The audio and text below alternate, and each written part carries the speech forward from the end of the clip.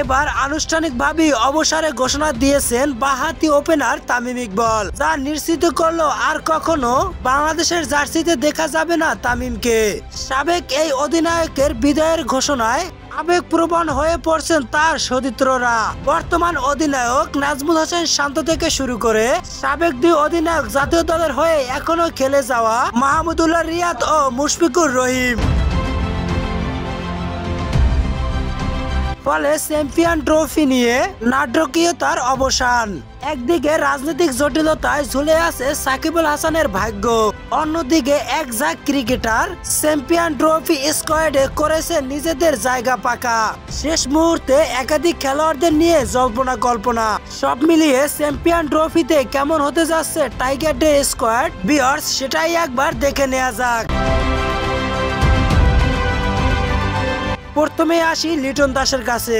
Bat হাতে তিনিও তেমন ফর্মে নেই। সর্বশেষ বিপিএল এ ঢাকা ক্যাপিটালস এর হয়ে 73 রানের ইনিংস খেলেন এই ব্যাটার। তবে চ্যাম্পিয়ন ট্রফিতে এসে লিটনের এই একটা ইনিংস ভালো নাও হতে পারে। দীর্ঘদিন চোটে ছিলেন, তারপরও সৌম্য সরকারের জায়গা পাকা, কারণ ইনজুরিতে যাওয়ার আগে উড়ন্ত ফর্মে ছিলেন এই তারকাও।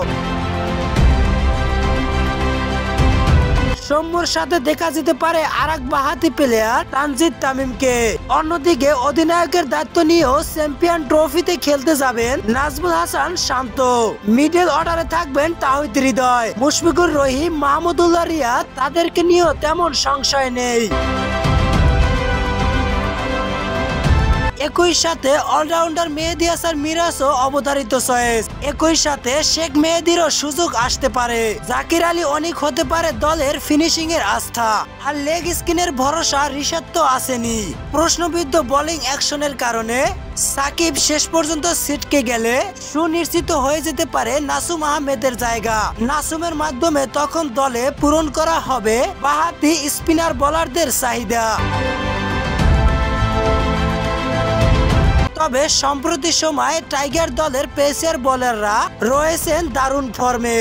তাই তো পেস লাইন আপ ঠিক করতে বেশ চ্যালেঞ্জিং নিতে হচ্ছে নির্বাচকদের। দুর্দান্ত বোলার তাসকিন আহমেদ তো অটো চয়েস। গতি, ঝড় এবং উড়ন্ত ফর্মে রয়েছে পেস বোলার নাহিদ। দলের জন্য তিনি একটা বড় শক্তির জায়গা। আর মোস্তাফিজুর রহমানকে নিয়ে তো সংশয় ছিল না কোনোদিনই। আর চতুর্থ পেস বোলার হতে পারে তানজিদ তামিম। আর ব্যাটিং সমর্থক দিতে পারে দলকে বাড়তি সুবিধা।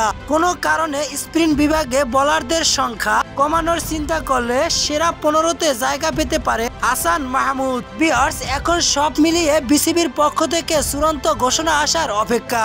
আগামী 19 ফেব্রুয়ারি শুরু হতে যাচ্ছে আইসিসির এই মেগা ইনভেট।